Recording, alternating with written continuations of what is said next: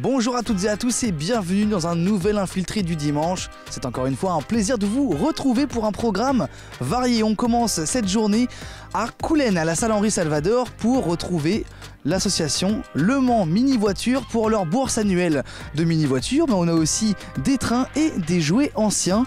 Vous verrez un programme bien varié.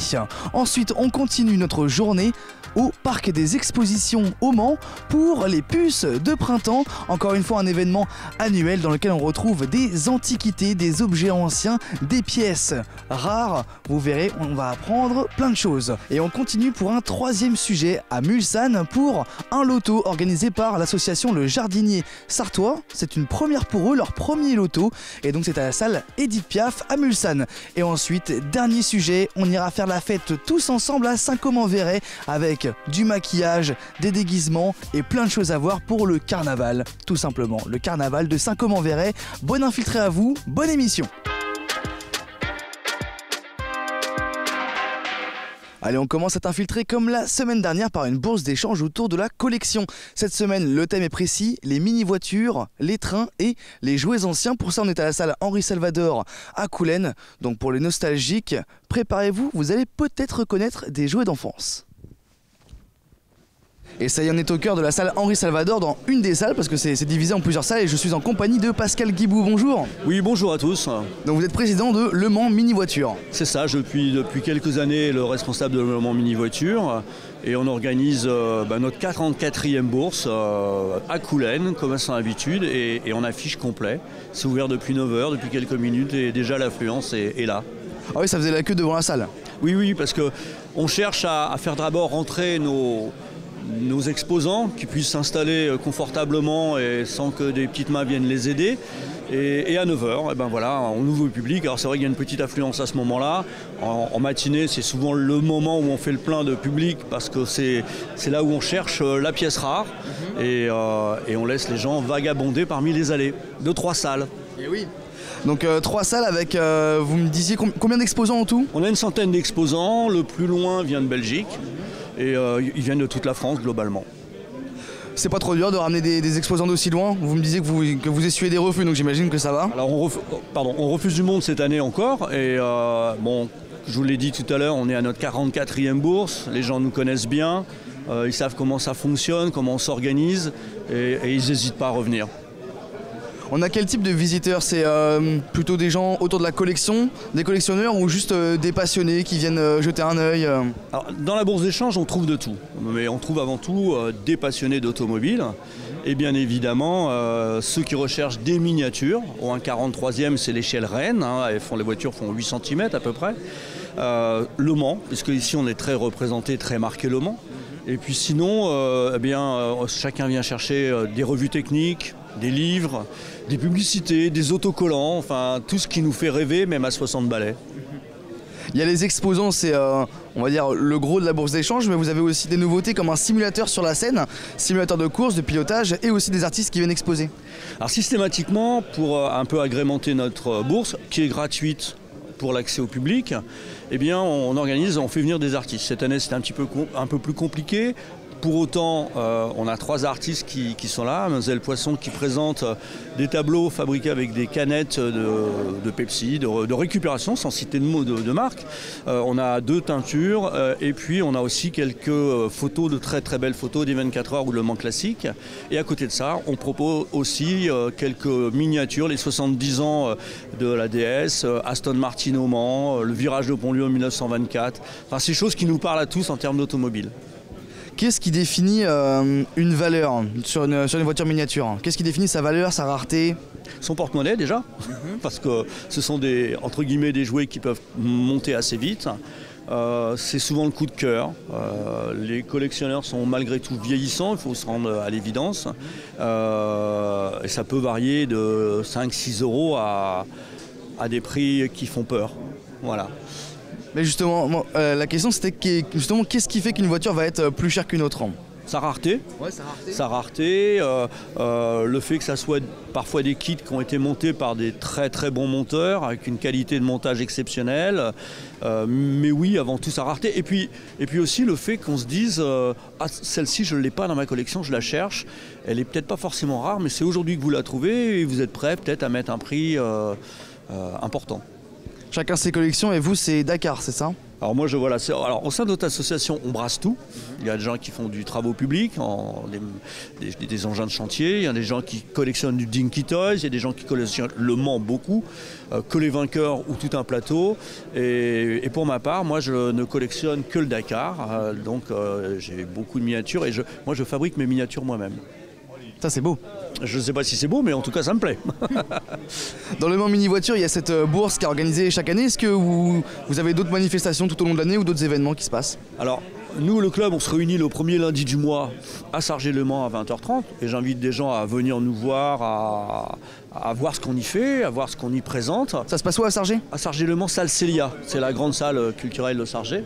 Et sinon, ponctuellement, cette année, on a fait Rétromobile, on a fait Époque Auto à Lyon, où on en a profité pour visiter autre chose. Et on a fait aussi les 24 heures de Spa-Francorchamps. Alors, c'est pas tous les ans la même chose, mais on essaie de faire une sortie par an. Mais sinon, la bourse de Coulennes est l'événement phare pour nous, pour le club dans l'année. Qu'est-ce qu'on peut vous souhaiter pour cette fin de journée, enfin ce début de journée, mais bon, sur la suite de la journée? Juste de la réussite, et puis surtout un mot qu'on galvaude beaucoup, mais avant tout du plaisir, parce qu'on est là pour se faire plaisir. Du plaisir. On finira sur la transmission, parce que vous me disiez que l'âge des exposants était quand même plutôt vieillissant. Est-ce que vous remarquez quand même qu'il y a un certain intérêt de la part des jeunes ou pas forcément? Ça c'est difficile. Nous on se rend quand même compte qu'il y a de moins en moins de jeunes, mais dans tous les domaines. C'est pas spécifique à la collection miniature automobile. Si vous allez en philatélie, il y a plus grand monde qui s'y intéresse. Si vous allez du radiomodélisme, c'est compliqué de faire travailler des jeunes. Enfin, je pense que dans tous les domaines, peut-être que la miniature, quelle qu'elle soit, quel que soit le thème, a un déclin. C'est pas les mêmes envies, c'est pas les mêmes passions. Après, moi j'essaie de transmettre aussi. J'ai essayé de transmettre à mes enfants qui ne sont pas collectionneurs. J'en ai un qui fait de la miniature figurine. Puis peut-être qu'un jour mes petits-enfants en feront aussi, je ne sais pas. Ils sont très... Je les éduque dans le monde automobile. Bon, on espère que la transmission se fera. Merci beaucoup Pascal Guibou, président de Le Mans Mini Voiture. Et nous on va continuer notre tour, essayer d'aller trouver des exposants ou peu importe. Et je vous laisse vagabonder parmi nos allées. Merci beaucoup. Bonne journée. On a maintenant changé de salle, on est passé dans la salle principale entre guillemets de la salle Henri Salvador. On est même sur scène avec David Moreau, bonjour. Bonjour. Donc vous avez un stand mais vous faites aussi des maquettes. Oui, j'assemble des kits en fait pour faire des dioramas, voilà. Donc là celui de la Porsche c'était un kit qui est assez ancien puisque j'ai dû le faire il y a à peu près 10-15 ans, quelque chose comme ça, voilà. Et les deux autres, donc la Ferrari et la Tyrrell, je les ai fait l'année dernière en 2024, voilà. Donc vous vous occupez de l'assemblage et ensuite de la mise en place, de la mise en scène, c'est ça? Voilà, donc par exemple si on prend l'exemple de la Tyrrell, donc c'est un kit au départ, un kit italien, donc un kit Tameo, donc à base de white metal et de photodécoupe. Donc là j'ai pris la suite de quelqu'un qui avait commencé ce kit en fait. Et donc j'ai terminé l'assemblage de ce kit et après j'ai fait les figurines, les accessoires, les peintures et j'ai fait la mise en scène, voilà. Pour une maquette comme celle-ci, ça prend combien de temps? Aucune idée, je compte pas mon temps. Voilà, ça prend beaucoup de temps. Après, voilà, c'est une passion, donc je peux pas vous dire. Par exemple, si on prend la Ferrari qui est là-bas, donc la Ferrari de 69, donc là c'était un kit qui était tout fermé au départ, un kit Provence moulage. Et avec un collègue, donc Olivier Ferchat, donc on a fait la porte, donc la porte qui est ouvrante en fait. On a dû mettre à peu près 3 heures pour former la porte en fait. Avec différentes tôles qui ont été moulées, voilà. On a mis à peu près 3 heures, voyez, pour faire une porte. Et vous la faites comment cette porte? Il y a un moulage, c'est avec quel matériau? Partie avec une empreinte sur la carrosserie initiale. Ensuite, avec différentes plaques du laiton ou du maillechort, en fait, il a tordu la tôle dans les différents sens pour pouvoir faire la forme en fait de la portière, voilà. Okay. Allez-y. Donc voilà, et ensuite j'ai fait l'intérieur de la voiture avec les ceintures de sécurité, le levier de vitesse, voilà, pour un petit peu améliorer un petit peu le kit en fait. Et la base, donc là, la base du diorama, celui-ci c'est une base de diorama que j'ai achetée toute prête en fait, et où j'ai mis les figurines, les pneus, les différents accessoires. Sacré boulot en tout cas. Merci beaucoup David pour vos explications et votre partage. Et je vous souhaite une bonne fin de journée pour exposer aussi parce que vous avez un stand. Oui, merci. Et bonne journée à vous aussi. Merci, au revoir. J'ai maintenant rejoint un exposant, Michel, bonjour. Eh ben bonjour à tous. Bon, moi je vous connais pas mais apparemment vous êtes un habitué de l'infiltré. Alors déjà je suis un habitué non de l'infiltré mais d'ici de la bourse quand même parce que ça fait des années, pour au moins 20 ans que je suis là. Et c'est une super bourse parce que ça permet de rencontrer tous les amis. Exactement. Vous avez quoi exactement devant vous? Qu'est-ce que vous avez ramené aujourd'hui? Eh ben, des surplus de ma collection, parce que j'ai une énorme collection. J'ai un musée à côté du Mans, là, et j'ai à peu près 4700 modèles. Donc à un moment donné, en vieillissant, il faut commencer à s'habituer à les vendre, parce que les héritiers ne vont pas avoir tout à se taper après. Exactement. Et donc vous avez quoi exactement là, par exemple, ce que filme Samuel? Expliquez-moi, parce que moi j'y connais rien. Alors d'abord, moi je suis passionné des 24 heures du Mans de 1962, je dirais 63, jusqu'à 70-71. Et donc ça, ceux-là, j'en ai quelques-uns en plus, mais j'ai surtout aussi des voitures là-bas que je commence à me séparer. C'est plutôt le Mans des années 80-90. Et pourquoi cette époque 60-70? Parce que c'est de mon âge. Ouais. J'ai commencé à m'intéresser aux 24 heures du Mans en 63, exactement. Où je suis venu aux 24 heures du Mans. J'ai même eu la chance d'être au départ des 24 heures du Mans de 1967. Une année qui est considérée comme la course du siècle, enfin dans le dernier siècle, hein, bien sûr. Ça met en avant votre passion qu'on voit aujourd'hui ici devant vous. Merci beaucoup Michel, bonne journée à vous et bonne exposition. Vous, bon courage parce qu'il y a du monde ici. Hein. Il y a du monde en effet. Merci, bonne journée. Et maintenant on est dans le hall, donc on voit ce que vous faites. Emma Poisson, bonjour. Bonjour. Vous dirigez la recyclerie de la Canette et on voit ce que vous faites quand on arrive, quand on repart. Et c'est magnifique, finalement vous faites des reproductions de voitures avec des canettes, c'est fou. Oui c'est ça, oui. Je récupère des canettes, j'en trouve pas mal sur les routes, ouais. Donc du coup je les ramasse. Puis après je fais des pièces, puis après je colle ça sur mes toiles pour faire des voitures anciennes du coup. Ouais. Oui. Donc vous, votre passion à la base c'est quoi? C'est les voitures ou c'est plutôt la création, l'art plastique en règle générale? Les vieilles voitures, oui. Ouais, les vieilles voitures. Oui. Et ça vous est venu comment de vous dire tiens je vais prendre des canettes que je vais découper et je vais en faire des œuvres? C'est grâce à mon fils parce qu'il avait une canette et du coup il voulait une basket de foot. Du coup il m'a dit pourquoi on n'essayerait pas. Du coup j'ai dit pas de souci, on va essayer. Puis je trouvais ça super joli donc du coup j'ai dit les voitures anciennes vu que mon conjoint il a une 4L. Et, ouais. Et voilà, on a commencé par la 4L et puis on a continué. Si je dis pas de bêtises, il y a un mélange de dessin donc et de découpage, hein, c'est ça? Oui c'est ça, oui. Oui. Le découpage il se fait comment? Vous avez des outils, ou vous travaillez comment? Ciseaux de précision.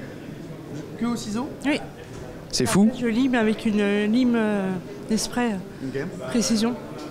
Et est-ce que, je veux dire, comment vous faites le choix de vous dire allez tiens pour cette voiture je vais prendre du Schweppes par exemple, ça pourrait être une autre marque hein, mais... Moi j'essaie d'associer déjà les couleurs pour faire le contour et la voiture pour que ça ressorte bien en dedans. Et vous vous êtes mis quand à faire des personnages aussi comme ça avec les canettes? La semaine dernière. Depuis la semaine dernière, je suis sur mon compte. Ah ok. Oui, c'est tout récent, oui. Ah, vous venez juste de commencer? Oui, mercredi dernier. Et voilà, ça vous fait un petit coup de pub comme ça, c'est génial. Merci. Donc vous exposez là toute la journée et ensuite peut-être qu'on peut retrouver ce que vous faites quelque part? Après, je vais faire toutes les bourses dans les alentours. Ok. Oui. Et on peut vous retrouver sur internet, sur les réseaux sociaux peut-être? Non, j'ai pas encore de compte en ligne, pas encore. Peut-être bientôt? Oui, par la suite, je vais en faire, oui. Merci beaucoup Emma de la recyclerie de la Canette. Je vous souhaite une bonne journée et une bonne fin d'exposition. Merci. Merci vous aussi. Merci. Et ça y est, j'ai rejoint Pascal une nouvelle fois pour conclure ensemble. Bon, on n'est pas loin du bar, hein. Vos compagnes sont là, filent un coup de main. Je voulais être avec vous pour conclure, pour faire un mot sur les actualités, sur les nouveautés, les choses qui vont arriver bientôt. Alors en fait, on n'a rien de pré-établi en termes de rendez-vous, si ce n'est le premier lundi du mois à la salle Célia à Sargelé-le-Mans, à 20h30, où là on réunit le club une fois par mois. Sinon, on a dans nos vrais rendez-vous, je pense qu'à 90% de chance, on va retourner à Époque Auto. C'est à Lyon, et c'est un peu le pendant de Rétromobile à Paris. C'est vraiment fantastique. Hein. J'invite les gens à y aller d'ailleurs. Sinon, on a des petites sorties, des petits événements, mais on n'a rien de réellement programmé à l'avance. Juste se dire que si quelqu'un a un projet, on essaie de le mettre en place. Peut-être qu'on va retourner à Spa-Francorchamps voir des voitures de course, comme au Mans, mais chez nos amis belges. On vous le souhaite. Nous là, on part, on va au parc des expositions pour la puce de printemps, les puces de printemps. N'en attrapez pas, ça gratte. Exactement. Allez, on y va.